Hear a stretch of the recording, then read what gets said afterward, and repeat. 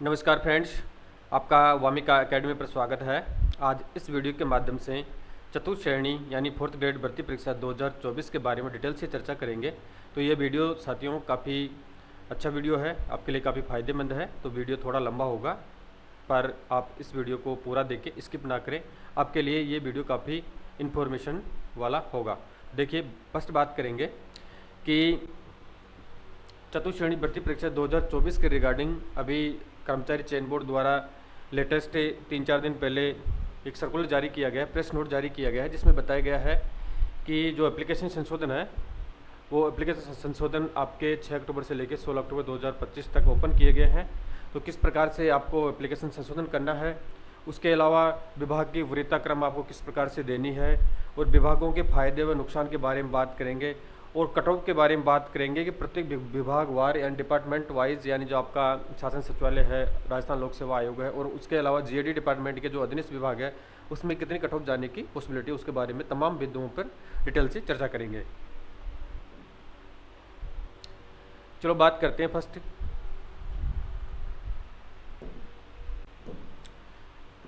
विभाग वरीयता के बारे में बात करेंगे, फिर टोटल पदों के बारे में बात करेंगे। तो फ्रेंड्स, आपके जो टोटल इस भर्ती में विभाग है, एक तो आपका शासन सचिवालय है, फिर आपका राजस्थान लोक सेवा आयोग है अजमेर है, और उसके अलावा अधीनस्थ विभाग है, यानी अधीनस्थ विभागों के अंतर्गत जो सामान्य प्रशासन विभाग के अंतर्गत आते हैं, उसमें आपका एजुकेशन डिपार्टमेंट भी इंक्लूड है इसमें।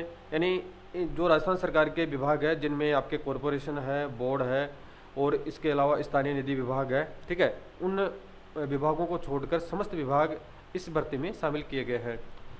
और इनकी वैकेंसी के बारे में बात करें तो शासन सचिवालय में आपकी कुल 594 पोस्टें हैं, राजस्थान लोक सेवा आयोग में आपकी कुल 34 पोस्टें हैं, और अधीनस्थ विभाग है जिसमें आपका शिक्षा विभाग भी शामिल है, उसमें 53,121 पोस्टें हैं। एंड टोटल आपकी वैकेंसीज है फ्रेंड्स वो 53,749 पदों पर यह भर्ती निकाली गई है। तो मोस्टली आपकी वैकेंसी है 53,121 अधीनस्थ विभाग में है, और शासन सचिवालय में 594 है, और आरपीसी में 34 है, नाममात्र की वैकेंसी है। अब इसमें बात करेंगे कि विभाग के फायदे व नुकसान के बारे में बात करेंगे। एंड मुख्यतः जो अभी आपका 6 अक्टूबर 2025 को नोटिफिकेशन जारी किया गया है चयन बोर्ड द्वारा कि जिन अभ्यर्थियों को अपने आवेदन फॉर्म में संशोधन करना है तो उनको किस प्रकार से संशोधन करना है, उसी बेस पर यह वीडियो बनाया गया है, ठीक है। तो इसी वीडियो को देखते हुए आप अपनी इच्छा के अकॉर्डिंग आपको डिसीजन मैं बताऊंगा इसमें क्या क्या नुकसान है, क्या क्या फ़ायदे हैं, किस प्रकार से आपको चॉइसेज चेंज करनी है या नहीं करनी है। आप अपना विश्लेषण करके आप अपनी इच्छा के अनुसार इसमें आप संशोधन कर सकते हैं। तो सर्वप्रथम सभी साथियों को देखना है, यानी जो भी साथी अगर कोई डिपार्टमेंट चेंज नहीं करना चाहते कोई दिक्कत नहीं है, पर सभी साथियों को एक बार अपना एसएसओ आईडी के माध्यम से अपना एप्लीकेशन चेक करना चाहिए। हो सकता है उसमें कुछ कमी हो, यानी बाद में आपको मौका नहीं दिया जाएगा, फिर आप पछताओगे। तो सभी साथी अपना एसएसओ आईडी के माध्यम से आपने जो मार्च माह और अप्रैल माह में चतुर्थ श्रेणी भर्ती परीक्षा के लिए आवेदन किया था, तो उस एप्लीकेशन को एक बार आपको पुनः देखना है और चेक करना है कि आपका नाम है, पिता का नाम है, आपकी डेट ऑफ बर्थ है, एजुकेशन क्वालिफिकेशन है, इसके अलावा जितने भी तमाम एंट्रीज फॉर्म में की गई है तो आपको चेक करना है। आपको लगता है कि इसमें कुछ खामी है या कमी है तो आप 6 अक्टूबर से लेके 16 अक्टूबर 2025 तक 300 रुपये के फीस के साथ में आप उसमें संशोधन कर सकते हैं, ठीक है। और इसमें 3 चीज़ आपको ध्यान रखना है कि आपका नाम है और आपका फोटो है और सिग्नेचर है, उसमें आप किसी प्रकार से चेंजिंग नहीं कर सकते हैं। इसके अलावा आप समस्त एंट्रीज में संशोधन कर सकते हैं। अब सबसे बड़ा विषय यह है कि किस प्रकार से विभाग को डिपार्टमेंट्स का चयन करना है, यानी लगभग सभी साथियों ने पहले डिपार्टमेंट्स भर रखे हैं, लेकिन अब आपके एग्जाम का आयोजन हो चुका है तो सभी साथी कन्फ्यूजन में हो रहे हैं। हज़ारों यूट्यूबर आपको कन्फ्यूजन कर रहे हैं कि ये डिपार्टमेंट बैड्स है, इसमें आपको चॉइस फिलिंग करनी चाहिए या नहीं करनी चाहिए, ठीक है, कन्फ्यूजन कर रखा है। तो उन कन्फ्यूजन्स को दूर करने हेतु मैं इस वीडियो के माध्यम से आपको बताऊंगा कि आपको किस डिपार्टमेंट को चॉइस देनी चाहिए और किस प्रकार से देनी चाहिए, और उसके क्या क्या बेनिफिट्स हैं और क्या क्या हार्मफुल है, ठीक है। केवल चॉइस देने से डिपार्टमेंट आपको अलॉट नहीं होगा, यानी आपका उसमें स्कोर भी होना चाहिए, ठीक है। तो बात करते हैं पहले शासन आप अपनी चॉइस के अकॉर्डिंग इसमें भरना, हालांकि मैं आपको बताऊंगा आपको कौन सा डिपार्टमेंट बनना चाहिए। पहले बात कर लेते हैं शासन सचिवालय की। तो सेक्रेटरीट में फ्रेंड्स अपन बात कर चुके हैं कि इसमें कुल आपके 594 वैकेंसीज है, कितनी है 594 है। अब शासन सचिवालय के पहले फायदे के बारे में बात करेंगे और फिर नुकसान के बारे में बात करेंगे, और फिर इसमें बात करेंगे कि आपकी जो कट ऑफ है किन यानी ऐसे अभ्यर्थी जिनके इतने मार्क्स प्राप्त हो रहे हैं उन्हीं को ही इसमें प्रेफरेंस देनी चाहिए, ठीक है। यानी मान के चलो किसी अभ्यर्थी के नंबर 60 ही आ रहे हैं और वो सेक्रेटरीट देना चाहता है तो उससे कोई फायदा है नहीं, और उसको आखिरकार अगर सिलेक्शन होगा 60 पे तो खैर नहीं होगा, पर जितने भी नंबर है अगर उसका सिलेक्शन होगा तो सबऑर्डिनेट में होगा, सचिवालय में नहीं होगा, ठीक है। पहले इसके फायदे नुकसान के बारे में बात करते हैं। तो शासन सचिवालय के फायदों के बारे में बात करें तो सबसे बड़ा फायदा यह है कि आपकी अगर पोस्टिंग शासन सचिवालय जयपुर में मिलती है, यानी इसकी पोस्टिंग आपको सी स्कीम जयपुर में मिलेगी, तो सबसे बड़ा फायदा यह है कि इसमें गुडविल रहती है, आपकी ख्याति रहती है। अगर कोई सेक्रेटरीट में व्यक्ति नौकरी करता है तो उसकी अदर डिपार्टमेंट्स की अपेक्षा या अदर जगह की अपेक्षा उसकी अच्छी गुडविल होती है, ठीक है। अब इसमें कई यूट्यूबर बता रहे हैं कि इसमें बहुत सेक्रेटरीट में आपको नौकरी मिलेगी तो आपको बहुत ज़्यादा पावर होगा, ऐसा कुछ नहीं है। फोर्थ ग्रेड को कोई पावर नहीं होता, यानी विभाग का सबसे छोटा कर्मचारी फोर्थ ग्रेड होता है, यानी उसको अगर एक कनिष्ठ सहायक है यानी एक बाबू भी उसको बोलेगा किसी काम के लिए तो उसको करना होगा, यानी उसके लिए वो बाध्यता है। तो इस भ्रांति में आप नहीं रहे कि फोर्थ ग्रेड को सेक्रेटरीट में पावर होता है, पावर कुछ नहीं होता है, एक नॉर्मल कर्मचारी होता है, विभाग का सबसे छोटा कर्मचारी होता है। लेकिन उसकी अगर आपकी सेक्रेटरीट में पोस्टिंग है तो आपकी गुडविल अच्छी रहती है अदर डिपार्टमेंट्स की अपेक्षा। सभी लोग कहेंगे कि इसकी पोस्टिंग सेक्रेटरीट में है तो इसकी काफ़ी अच्छी जानकारी है, इससे संपर्क किया जाए, ठीक है। फिर बात करें नेक्स्ट, तो ऑफिसर से जिस डिपार्टमेंट में आपकी पोस्टिंग होगी, यानी सेक्रेटरीट में लगभग सभी राजस्थान सरकार के पूरे विभाग है, तो कौन से विभाग में आपकी पोस्टिंग हो सकती है। तो जिस विभाग में आपकी पोस्टिंग होगी तो स्वाभाविक है सेक्रेटरीट में सभी विभाग एक जगह समाहित है, तो आप सभी विभागों के कर्मचारी से आपकी जानकारी रहेगी, सभी ऑफिसर से जानकारी रहेगी। अगर भविष्य में कोई काम पड़ता है तो आपको किसी प्रकार की दिक्कत नहीं आएगी और अपने जो भी नॉन व्यक्ति है उनका भी आप काम आसानी से निकाल सकते हैं। नेक्स्ट बात करें तो वेरियस डिपार्टमेंट की आपको नॉलेज रहेगी, जैसा कि अब जस्ट बात कर चुके हैं। और फिर बात करते हैं प्रमोशन के इसमें अच्छे चांसेज हैं, यानी सेक्रेटरीट में आपके प्रमोशन के काफ़ी अच्छे चांसेज है अदर डिपार्टमेंट्स की अपेक्षा। इसमें जो आपका प्रमोशन होगा फ्रेंड्स, अब इसमें कई लोग कह रहे हैं कि क्या प्रमोशन होता है, बिल्कुल प्रमोशन होता है। नहीं, आप लगभग जैसे आपका तो फोर्थ ग्रेड में पोस्टिंग मिलती है तो लगभग 5 से लेकर 8 साल में आप जूनियर असिस्टेंट बनेंगे, सीनियर असिस्टेंट बनेंगे, ठीक है। उसके अलावा डब्ल्यू बनेंगे और मैक्सिमम आप डब्ल्यू के आसपास इससे पोस्ट से जा सकते हैं। और इसमें और बात करें तो यहाँ पे सेक्रेटरीट में आपको 5 डे वीक रहता है। कौन सा रहता है, यानी 5 दिन का इसमें आपका सप्ताह रहेगा, सुबह 9:30 से लेकर 6 बजे तक का टाइमिंग रहता है ऑफिस में। और इसमें जो आपकी पोस्टिंग रहेगी जयपुर में स्थायी पोस्टिंग रहेगी लाइफ टाइम, ठीक है, यानी लाइफ टाइम आपकी पोस्टिंग रहेगी और कभी भी आपका ट्रांसफ़र नहीं होगा, ठीक है। यानी ट्रांसफ़र आपका विभाग से विभाग दूसरे विभाग में दे सकते हैं, लेकिन जो सेक्रेटरीट है सेक्रेटरीट में लाइफ टाइम आपकी पोस्टिंग रहेगी। अब इसके नुकसान के बारे में बात कर लेते हैं, यानी फ़ायदे के बारे में बात कर चुके हैं कौन कौन से फ़ायदे हैं। और फिर नुकसान के बारे में बात करें तो इसमें सबसे बड़ा नुकसान यह है, अब देखिए अब इसमें आपको ये नहीं देखना है कि नुकसान हो रहा है तो अपन इस पोस्ट को चॉइस नहीं भरें या इसको ज्वाइन नहीं करें। इसमें ओवरनाइट ड्यूटी का लोड रहता है, यानी सरकार अगर कोई भी कर्मचारी हो, चाहे फोर्थ ग्रेड हो, चाहे वो प्रशासनिक सेवा में हो, राज्य सरकार के 24 घंटे के लिए आप कर्मचारी है, सरकार आपको 24 घंटे में कभी बुला सकती है, लेकिन ये सामान्यतः नहीं होता है, ठीक है। यानी जो आपका ऑफिस टाइमिंग होता है उसी में आप ड्यूटी करते हैं, यदा कदा हो सकता है। तो इसमें सबसे बड़ा नुकसान यह है कि सेक्रेटरीट में ओवरनाइट ड्यूटी रह सकती है। मान के चलो कि आपका जो ऑफिसर है, ठीक है, ऑफिसर अगर आपका 9:30 से लेकर 6 PM का टाइमिंग है, अगर कोई कारण है या कोई अर्जेंट मीटिंग है, व्हाटएवर जो भी रीजन हो, तो जब तक अधिकारी कार्यालय नहीं छोड़ेगा तब तक फोर्थ ग्रेड को कार्यालय नहीं छोड़ना होता है, ठीक है। यानी जब तक वो मान के चलो 8 बजे तक अगर कार्यालय में उपस्थित अधिकारी, तो आपको 8 बजे तक हर हालत में रहना होगा। और इसके अलावा सेकंड नुकसान है वर्कलोड रहता है, एंड थोड़ा अदर डिपार्टमेंट्स की अपेक्षा इसमें वर्कलोड रहता है, क्योंकि सेक्रेटरीट राजस्थान का एक सबसे बड़ा डिपार्टमेंट है, यानी पूरा डिपार्टमेंट्स का मुखिया है, तो स्वाभाविक है कि वहाँ पे नीति निर्माता सेक्रेटरीट के माध्यम से ही होता है। जो भी नीतियाँ बनाई जाती है, जो भी डिसीजन या पॉलिसीज़ का कार्य किया जाता है वो सेक्रेटरीट के माध्यम से किया जाता है। स्वाभाविक है कि थोड़ा वर्कलोड रहेगा। और यहाँ पे अगर कोई फ्रेंड से आगे तैयारी करना चाहता है, यानी एक आइडिया है, अब इसमें जरूरी ना अपवाद हो सकते हैं कि क्या ऐसा होता ही है, ठीक है, यानी नॉर्मली देखा जाता है। और अगर कोई फ्रेंड्स आगे पढ़ाई करना चाहता है तो उसके लिए थोड़ा पढ़ाई करना मुश्किल होता है। हालांकि ऐसा भी नहीं है कि जो सेक्रेटरीट में जिसका सिलेक्शन हो गया क्या वो आगे पढ़ाई नहीं कर सकता है या उसका आगे सिलेक्शन नहीं होगा, ऐसा कुछ नहीं है। यानी थोड़ा सा आपको एफर्ट करना पड़ेगा, यानी आप अगर पढ़ाई करना चाहते हैं तो आपका टाइम मैनेजमेंट आपको बिठाना है, आप आगे भी बढ़ सकते हैं। ऐसा नहीं है कि आप सेक्रेटरीट में आपकी ज्वाइनिंग होगी तो आप आगे पढ़ाई बिल्कुल नहीं कर सकते हैं कि आपका आगे सिलेक्शन नहीं होगा, यानी बिल्कुल होगा। अगर आप तन धन से आगे मेहनत करेंगे तो आपका सिलेक्शन भी होगा, पर अदर डिपार्टमेंट की अपेक्षा थोड़ा वर्कलोड है, तो इस कारण से आपको टाइम मैनेजमेंट बिठाना पड़ेगा। तो ये तो बात कर चुके हैं सेक्रेटरीट की, इसके कौन कौन से फायदे हैं, कौन कौन से नुकसान है, ठीक है। अब नेक्स्ट बात करते हैं फ्रेंड्स, आरपीएससी राजस्थान लोक सेवा आयोग के बारे में बात करेंगे। तो राजस्थान लोक सेवा आयोग में आपकी तो टोटल वैकेंसी की बात करें तो यहाँ पे 34 वैकेंसी है। कितनी है? 34 वैकेंसी है। अब इसके फायदे के बारे में पहले बात कर लेते हैं। तो आरपीएससी के पहले फायदे हैं कि यहाँ पे 5 डे वीक रहेगा। क्या रहेगा? यानी शनिवार और रविवार यानी सैटरडे और संडे ऑफ रहता है और 5 दिन कार्यालय आपका ओपन रहता है।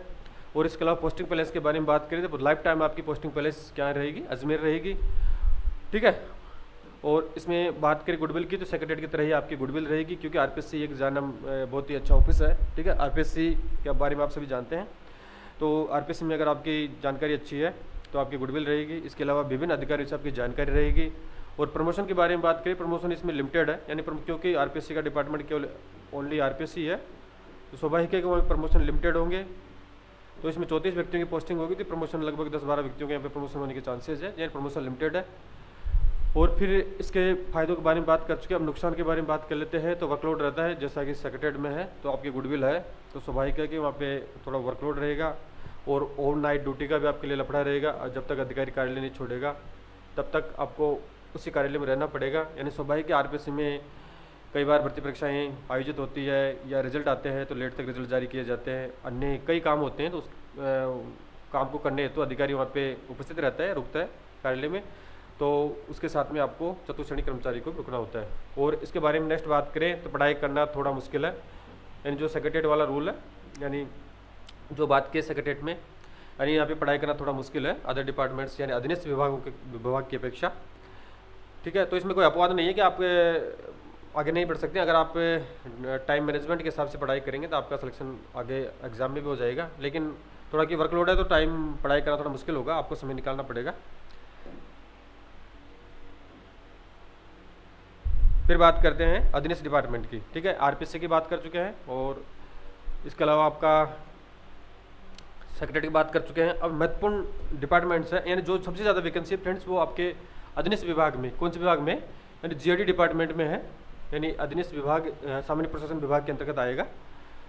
तो इसमें बात करते हैं, पहले इसके फायदे के बारे में बात कर लेते हैं। किसके बारे में बात करते हैं? फायदे के बारे में। तो वर्कलोड इसमें कम रहेगा, क्योंकि ये डिपार्टमेंट छोटे होते हैं, अधीनस्थ होते हैं, तो स्वाभाविक है इसमें आपकी पोस्टिंग कभी मिल सकती है। राजस्थान में अन्य राजस्थान में आपको पोस्टिंग मिलेगी, हो सकती है आपको किसी ग्रामीण कस्बे में मिल सकती है या उपखंड लेवल पे मिल सकती है। ठीक है। और इसमें बात करते हैं तो 5 डे या 6 डे वीक रहेंगे, यानी जो डिपार्टमेंट मिलेंगे हो सकता है कोई विभाग 5 डे का भी हो सकता है, कोई 6 डे वीक का भी हो सकता है। ठीक है। इमरजेंसी वाले विभाग आपके 6 डे के रहेंगे, और जो इसके अलावा एजुकेशन डिपार्टमेंट भी आपका 6 डे रहेगा अगर आपको स्कूल में मिलती है पोस्टिंग, और उसके अलावा सीबीओ या आपके जॉइंट डायरेक्टर लेवल पे पोस्टिंग मिलती है तो वहाँ 5 डे वीक रहेगा। और ऑफिस टाइमिंग के बारे में बात करें तो ऑफिस टाइमिंग अगर 5 डे मिलता है आपको तो 9:30 से लेकर 6 PM तक टाइमिंग रहेगा, और अगर आपको 6 डे वीक वाला ऑफिस मिलता है तो 10 AM से लेकर 5 PM तक आपको जो ऑफिस का कार्यालय टाइम रहेगा वो इतना रहेगा। पोस्टिंग की बात कर चुके हैं, लेकिन पुनः करते हैं कि आपको एनीवेयर राजस्थान में कहीं भी पोस्टिंग मिलती है नहीं, कहीं भी पोस्टिंग मिल सकती है। और इसमें अभी जस्ट नेक्स्ट में बात करेंगे कि जो अधीनस्थ विभाग की जो 51,121 वैकेंसी है तो उसमें किस प्रकार से आपको पोस्टिंग मिलेगी, क्या उसमें काउंसलिंग होगी या नहीं होगी, किस प्रकार से होगी। ठीक है। डिपार्टमेंट किस प्रकार से मिलेंगे, रैंक वाइज मिलेंगे या रैंडमली मिलेंगे। ठीक है। उसके बारे में अभी बस बात करेंगे। और इसके अलावा नेक्स्ट फायदे के बारे में बात करें तो इसमें आपको वेरियस डिपार्टमेंट मिलेंगे, यानी एजुकेशन डिपार्टमेंट से आपको कौन सा विभाग मिल सकता है, यानी राजस्थान सरकार के जितने विभाग है कौन से विभाग में आपको पोस्टिंग मिल सकती है। सिर्फ आपके जो कॉरपोरेशन है और बोर्ड है और इसके अलावा जो स्थानीय निधि विभाग है इनको छोड़कर आपको कौन सा विभाग मिल सकता है। और प्रमोशन के यहाँ पे अच्छे चांसेज है, क्योंकि काफ़ी डिपार्टमेंट्स है और वैकेंसी काफ़ी अच्छी है, तो प्रमोशन के इसमें काफ़ी अच्छे चांसेज है। और स्कूलों में भी आपको पोस्टिंग मिल सकती है और आगे आप तैयारी आसानी से कर सकते हैं, क्योंकि अगर स्कूलों में आपको पोस्टिंग मिलती है तो स्वाभाविक है कि स्कूल में काम कम रहता है और वहाँ पे कोई प्रेशर नहीं होता है। ठीक है। तो आप आगामी तैयारी आसानी से भी कर सकते हैं। और नुकसान के बारे में यहाँ पे बात करते हैं कौन कौन से नुकसान है। तो इसमें गुडविल नहीं रहती है। ठीक है। यानी जो आरपीएससी और आपका जो सेक्रेटरीट में पोस्टिंग रहेगी तो उसकी अपेक्षा आपकी गुडविल काफ़ी कम रहेगी, और उच्च अधिकारी से आपकी जानकारी भी नहीं रहेगी। अगर आप मान के चलो आपको एजुकेशन में स्कूल में मिलती है तो आपकी सिर्फ टीचर्स और प्रिंसिपल से जानकारी रहेगी, इसके अलावा किसी से कोई जानकारी नहीं रहेगी। और बात करें तो आपको सीमित नॉलेज रहेगी, यानी सिर्फ जिस डिपार्टमेंट में आपकी पोस्टिंग है उसी डिपार्टमेंट में आपको नॉलेज रहेगी। अब ठीक है। अब ये तीनों डिपार्टमेंट्स के फायदे और नुकसान के बारे में बात कर चुके हैं। अब इसमें बात करते हैं कि आपको जो चॉइसेज है फ्रेंड्स ये महत्वपूर्ण है, ये अच्छी तरह देखिए आप। यानी जो अभी आपका 6 अक्टूबर से लेकर 6 अक्टूबर 25 से लेकर 16 अक्टूबर 2025 तक एप्लीकेशन ओपन किया गया है, यानी करेक्शन के रिगार्डिंग। तो उसमें आप अपना जो नाम है और फोटो है, सिग्नेचर के अलावा किसी भी एंट्रीज में आप संशोधन कर सकते हैं, यानी 3 एंट्रीज को छोड़कर आप किसी भी एंट्रीज में संशोधन कर सकते हैं, और साथ में आप अपना डिपार्टमेंट्स भी चेंज कर सकते हैं, यानी जो प्रेफरेंस है वरीयता क्रम में चेंज कर सकते हैं। तो किस प्रकार से आपको डिपार्टमेंट चेंज करना है, तो सामान्यतः जो आपके फॉर्म फिलअप किया था जिसमें सभी साथियों ने पहला चॉइस सचिवालय दिया था, दूसरा आरपीसी दिया और तीसरा आपने अधीनस्थ विभाग दिया है। तो अब इसमें डिसीजन आप लोगों को लेना है किस प्रकार से आप चॉइस करें। तो देखिए अब इसमें ये बात करते हैं कि जैसे मान के चलो आपके 80 नंबर आ रहे हैं और आप सोच रहे हैं मुझे सेक्रेटरीट मुझे मिलना चाहिए, तो आपको स्वाभाविक सेक्रेटरी नहीं मिलेगा, यानी जो आपको लॉ डिपार्टमेंट है अधीनस्थ विभाग ही मिलेंगे। तो ऐसा अगर जिन साथियों के इतने नंबर आ रहे हैं तो उन्हीं साथियों को इस डिपार्टमेंट में वरीयता देनी चाहिए, अन्यथा नहीं देनी चाहिए, उसे देने से कोई फायदा आपको मिलेगा नहीं।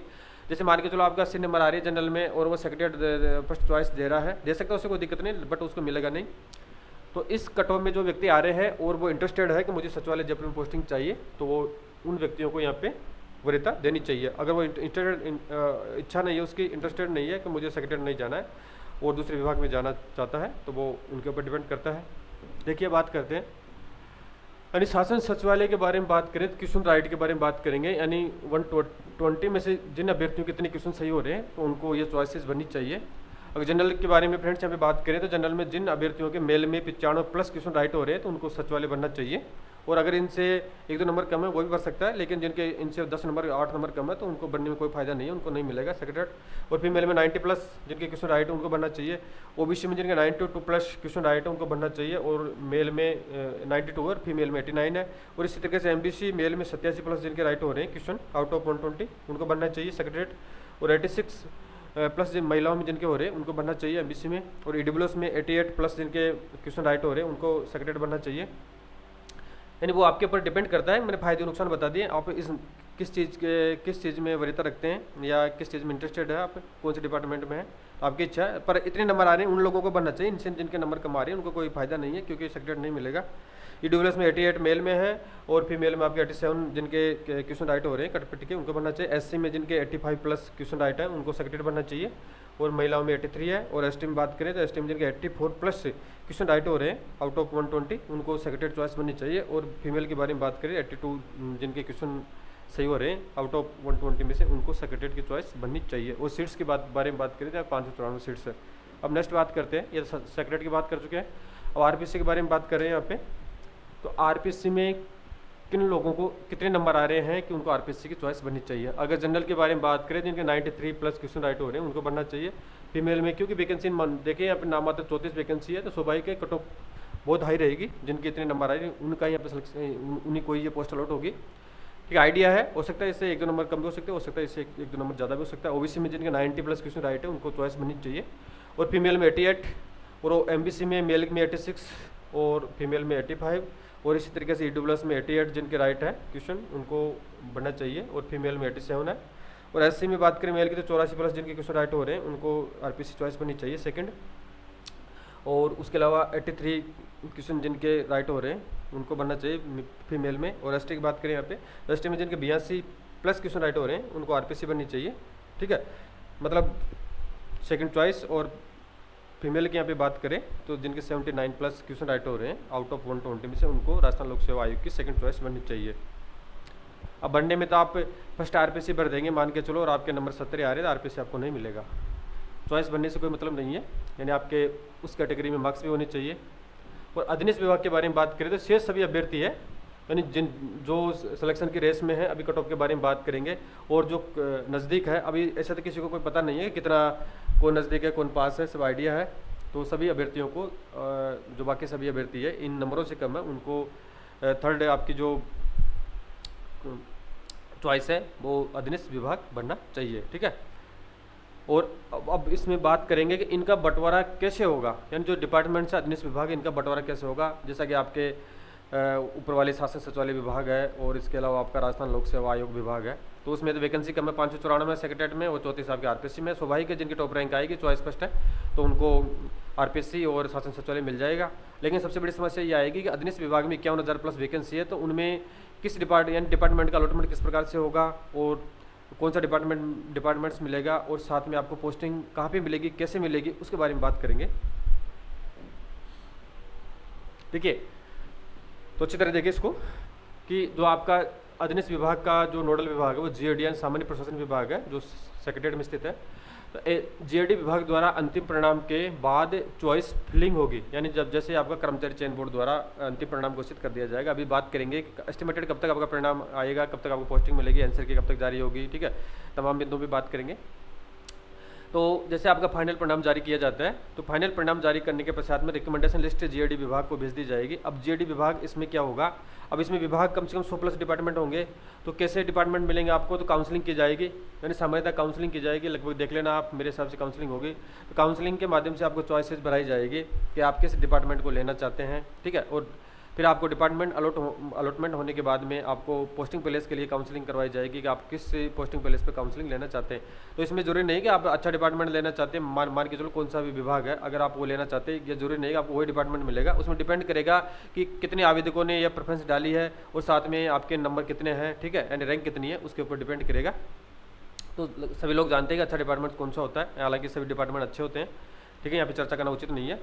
तो सभी अपने हिसाब से अच्छा डिपार्टमेंट डालेंगे, पर जिनके अच्छे नंबर हैं उनको यहाँ पे पोस्टिंग मिलेगी। तो department and posting place rank के अकॉर्डिंग मिलेगा, ठीक है। अब इनमें बात कर चुके हैं कि आपको काउंसलिंग की जाएगी, काउंसलिंग के माध्यम से आपको डिपार्टमेंट अलॉट होगा और फिर उसके बाद में फिर आपको पोस्टिंग प्लेस के लिए काउंसलिंग की जाएगी। तो काउंसलिंग में आप तो अपनी चॉइस भरेंगे, तो आपकी रैंक के अकॉर्डिंग और आवेदक कितने हैं उसमें काउंसलिंग करने वाले में, उस जगह कितने लोग चाहते हैं नौकरी के लिए, तो रैंक के हिसाब से आपको पोस्टिंग मिल जाएगी। अब इसमें फ्रेंड्स महत्वपूर्ण बिंदु के बारे में बात करते हैं कि अभी देखा जाए तो मार्केट में जैसे आपका चतुर्थ श्रेणी भर्ती परीक्षा का एग्जाम लगा है, यानी 21 सितंबर को आपका एग्जाम कंप्लीट हो गया था, 19 से लेकर 21 6 पारियों में लगा था। और इसमें लगभग सभी पारियों की सभी अभ्यर्थियों ने, जो एक्टिव अभ्यर्थी है, उन्होंने अपना आंसर की भी मैच कर लिया है और सभी को अपना एक्चुअल स्कोर है वो पता चल चुका है। और जो राजस्थान कर्मचारी चयन बोर्ड की ऑफिशियल आंसर की अभी तक इशू नहीं हुई है, पर जल्द ही अक्टूबर लास्ट या दिवाली के बाद में आपका ऑफिशियल आंसर की चयन बोर्ड द्वारा जारी कर दिया जाएगा, जिसमें आप अपना पुनः स्कोर पुनः चेक कर सकते हैं। तो इसमें पॉसिबिलिटी यही है कि मैक्सिमम ज़्यादा से ज़्यादा 2 या 3 क्वेश्चन आपके ऊपर नीचे हो सकते हैं, इससे ज़्यादा नहीं होंगे, ठीक है। अब इसमें कट ऑफ के बारे में देखें तो कट ऑफ में हालांकि मैंने एक सेपरेट वीडियो बना रखा है, उसमें आप डिटेल से कट ऑफ देख सकते हैं। इस वीडियो के डिस्क्रिप्शन में उसमें उस कट ऑफ का लिंक डाल दूंगा, लेकिन यहाँ पे एक शॉर्ट में एक ब्रीफ में कट ऑफ के रूप में बात कर लेते हैं। तो हज़ारों कट ऑफ के वीडियो आपको मार्केट में मिलेंगे, कोई सच्चाई कोई नहीं बता रहा है, सब झूठ बोल रहे हैं, यानी अपनी वाहवाही लूटने के लिए कट ऑफ बता रहे हैं। तो वास्तविकता फ्रेंड्स यह है कि कट ऑफ जो अपन सोचते हैं उन अनुमानों से हमेशा हर एग्ज़ाम में ज़्यादा जाती है, ठीक है। तो इसमें किसी भी फ्रेंड्स को अनावश्यक कमेंट करने की आवश्यकता नहीं है और नाराज़ होने की आवश्यकता नहीं है। जो सच्चाई होती है, सच्चाई का आपको सामना करना पड़ेगा, ठीक है। यानी जो अभ्यर्थी, अब जैसे मैं मान के चलो मैं आपको कट ऑफ बताऊंगा, अगर जो अभ्यर्थी इस रेंज में उसमें शामिल हो रहा है तो उसके लिए ये कट ऑफ अच्छी है, खुश है, और जो अभ्यर्थी इस रेंज से बाहर है तो उसके लिए ये कट ऑफ मैं बता रहा हूँ वो गलत है, ठीक है, यानी वो मेरे से नाराज़ होगा, ठीक है। तो यूट्यूब चैनल वाले मोस्टली ये कर रहे हैं, कट ऑफ बिल्कुल नामात्र बता रहे हैं, तो आपके लिए ये बहुत ही धोखा है कि कट ऑफ है हर एग्ज़ाम में अच्छी खासी जाती है। तो इसमें 21 लाख व्यक्तियों ने एग्ज़ाम दिया है, वैकेंसी तो आपकी मात्र 53,000 वैकेंसीज है, ठीक है। तो कट ऑफ है, पेपर इतना आपका इतना हार्ड भी नहीं था और इतना ईजी भी नहीं कर सकते, मॉडरेट पेपर था। तो कट ऑफ है जो पिछले एग्जाम्स में जो कट ऑफ जाती है उसी को बेस्ट बनाते हुए यहाँ पे कट ऑफ का निर्धारण किया गया है। तो मोटा मोटा देख लेते हैं कि जो व्यक्ति इस रेंज में शामिल हो रहे हैं तो वे अभ्यर्थी अपने आप को सुरक्षित मान सकते हैं। और इसमें सबसे बड़ा फायदा आपके लिए ये होगा कि ये तो मैंने फाइनल अंतिम कट ऑफ बताई है, यानी इससे मैक्सिमम एक भी नंबर कट ऑफ पर नहीं जाएगा, इससे नीचे ही रहेगा। और साथ में आपके लिए सबसे बड़ा बेनिफिट यह है कि इसमें लगभग 15 से लेकर 20,000 अभ्यर्थी ऐसे हैं जो अन्य भर्ती परीक्षाओं में सेलेक्ट हो जाएंगे, जैसे आपका सेकंड ग्रेड है और इसके अलावा आपकी स्कूल व्याख्याता भर्ती है, पटवार है, वीडियो है, ठीक है। और इसके अलावा आपको राजस्थान पुलिस है, जेल प्रहरी भर्ती परीक्षा है, परिचालक है, एक्सेट्रा काफ़ी वैकेंसीज है। लगभग मेरे हिसाब से 20-21,000 ऐसे पद है जहाँ पे ये अभ्यर्थी सेलेक्ट होंगे। उन्होंने भी इस भर्ती परीक्षा में अपना भाग्य आजमाया है तो उनका पेपर काफ़ी अच्छा हुआ है, तो उनका सिलेक्शन यहाँ भी होगा और वहाँ भी होगा। तो स्वाभाविक है कि ये लोअर ग्रेड की नौकरी है तो वो अपर ग्रेड में जाना चाहेंगे तो इस नौकरी को खाली करेंगे, तो इसमें वेटिंग क्लियर होगी। तो जो मैं कट ऑफ बता रहा हूँ आपको, तो उस कट ऑफ से जिन अभ्यर्थियों के 2 या 3 नंबर यानी 2 या 3 क्वेश्चन, कितने 2 या 3 क्वेश्चन भी कम है, तो वो अभ्यर्थी इस रेस में शामिल है, यानी 3 क्वेश्चन तक आप कम मान सकते हैं। जैसे मैंने मान के जो जनरल का 82 बताया फाइनल, तो फिर आपका वेटिंग जारी होगा, तो लगभग 78 से लेकर 79 जिनके भी क्वेश्चन राइट हो रहे हैं उनके भी यहाँ पे सिलेक्शन होने के पूरे चांसेज है। देखिए अब बात कर लेते हैं ब्रीफ में। तो जनरल की कट ऑफ के बारे में फ्रेंड्स बात कर लेते हैं कि इतना नंबर तो आपका होना चाहिए, अगर इससे कम है तो आप थोड़ा रिस्क में है। जनरल में 120 क्वेश्चनों के यहाँ पे बात कर रहे हैं, तो आपका पूर्णांक कुल जो पूर्णांक के बारे में बात करें, सभी को पता है कि 200 नंबर का आपका पूर्णांक है और एक क्वेश्चन आपका 1.66 नंबर का है। तो यहाँ पे नंबर और क्वेश्चन के बारे में बात करेंगे 120 में से। जनरल कैंडिडेट में जिनके 82 से लेके मेल में 85 क्वेश्चन जिनके राइट हो रहे हैं, उनका यहाँ पे सिलेक्शन हो जाएगा, ठीक है। यानी अधीनस्थ विभाग में होगा। शासन सचिवालय और आरपीएससी के बारे में मैं जस्ट बता चुका हूँ, इतना नंबर हो गए। उन्हीं अभ्यर्थियों को शासन सचिवालय और राजस्थान लोक सेवा आयोग मिलेगा। यानी अधीनस्थ विभाग की लोअर कट ऑफ के बारे में बात करें, अधीनस्थ विभाग इन अभ्यर्थियों को मिलेगा। फीमेल में 81 से 83 जिनके क्वेश्चन राइट हुए उनको मिलेगा। ओबीसी की बात करें तो ओबीसी में जिनके 81 से 82 क्वेश्चन राइट है मेल में, उनको सिलेक्शन हो जाएगा उनका।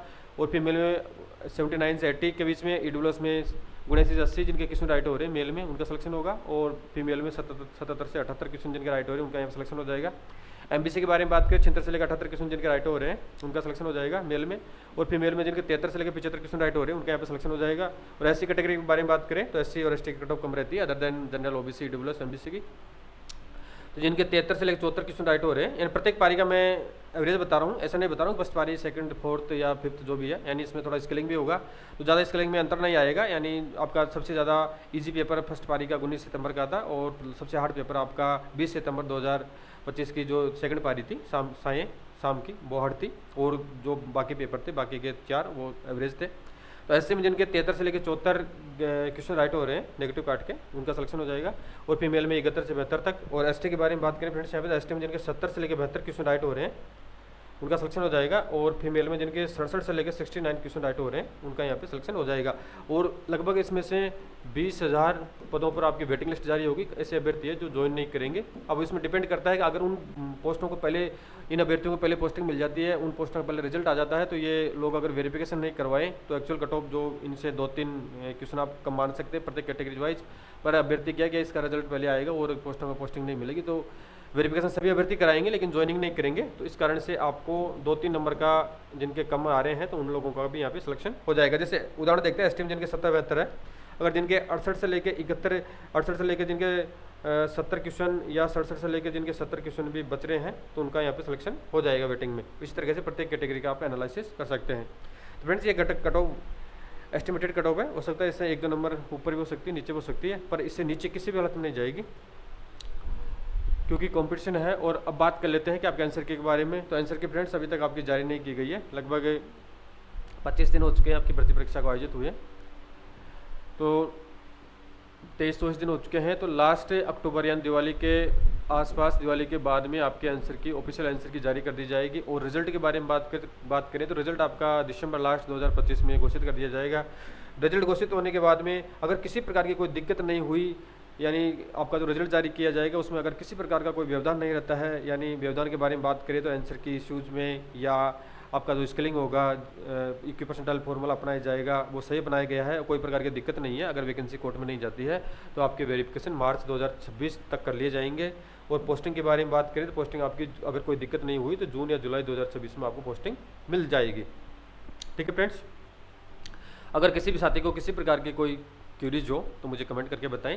चॉइस से डिपार्टमेंट चॉइस के बारे में मैंने आपको बता दिया है कि डिपार्टमेंट चॉइस आपको किस प्रकार से करनी है, क्या क्या उसके फ़ायदे हैं, क्या क्या नुकसान है और कितने नंबर पर ये आपको पोस्टिंग यानी डिपार्टमेंट मिलेगा। ठीक है, वो आप अपनी इच्छा के अनुसार आप अपना स्कोर कार्ड देख के आपको पता है कि अपना स्कोर आपके पास कितने क्वेश्चन आपके राइट हो रहे हैं और कितने गलत हैं, कितना स्कोर आपका बच रहा है, तो उसके अकॉर्डिंग आप डिसीजन लेके डिपार्टमेंट भर सकते हैं। अब इसमें डिपार्टमेंट में कोई बड़ा इशू नहीं है कि आप मान के चलो आपने अधीनस्थ भर दिया और आपके नंबर एवरेज है तो आपको अधीनस्थ मिलेगा, ऐसे भी आपको अधीनस्थ मिलता और बाद में भी आपको अधीनस्थ मिलता, उससे कोई दिक्कत वाली बात नहीं है। और जो साथी ऐसे जिनके मान के चलो 90+ नंबर आ रहे हैं, वो गलती से पहले उन्होंने सबऑर्डिनेट पहले भर दिया, तो अगर वो सेक्रेटरी चाहते हैं तो उन लोगों को यहाँ पे संशोधन करना चाहिए। ठीक है साथियों, थैंक यू।